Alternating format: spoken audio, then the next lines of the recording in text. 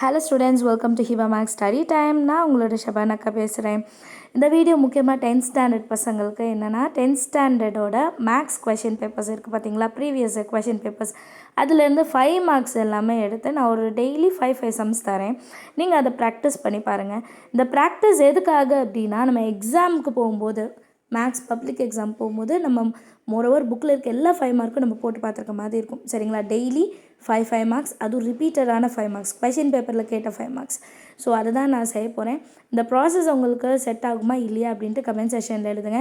ஏன்னா டெய்லி இனி நான் 5 மார்க்ஸ் சம்ஸ் தரப்போகிறேன். அண்ட் இன் பிட்வீன் 2 மார்க் 10 எது ரிப்பீட்டடாக கேட்டுட்ருக்காங்களோ அதை தரலான்ட்டு இருக்கேன் நான். ஸோ நீங்கள் தான் சொல்லணும் இது கரெக்ட் ஆகுமா இல்லையான்னு. First question page number 25 10th question. சரிங்களா? அண்ட் 10th கொஷின் சொன்னேன்னா அந்த டைப்பில் இருக்க மற்ற சம்ஸும் உங்களுக்கு தெரியுமா அப்படின்னு நம்ம பார்த்துக்கணும்.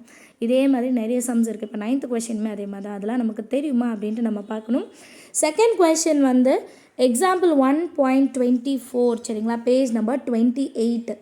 ஓகேங்களா? ஸோ FG அதெல்லாம் நம்ம தெரிஞ்சு வச்சுக்கணும். அந்த டைப்பில் இருக்க சம்ஸ் எல்லாம் தெரிஞ்சிருக்கணும். அடுத்த question example 2.44 page number 71. So product of 3 numbers, sum of 3 numbers, இது மாதிரி வர கொஷின்ஸ்லாம் தெரியணும். Next page number 93 4th question, the sum of the digits. புரியுதுங்களா? ஸோ இந்த 3.1 எக்ஸசைஸில் வர்றதே கொஞ்சம் இம்பார்ட்டன்ட் தான். அடுத்து ஸ்கொயர் ரூட் சம்ஸ் நான் நிறைய வாட்டி சொல்லியிருக்கேன். Page number 105 example 3.22. இந்த ஸ்கொயர் ரூட் சம்ஸ் மொத்தமே நமக்கு 8, 10 இருக்குது. எக்ஸசைஸில் 8 இருக்குது, எக்ஸாம்பிளில் 2, மொத்தம் 10 இருக்குது. அதையும் நம்ம பார்க்குறது ரொம்பவே நல்லது.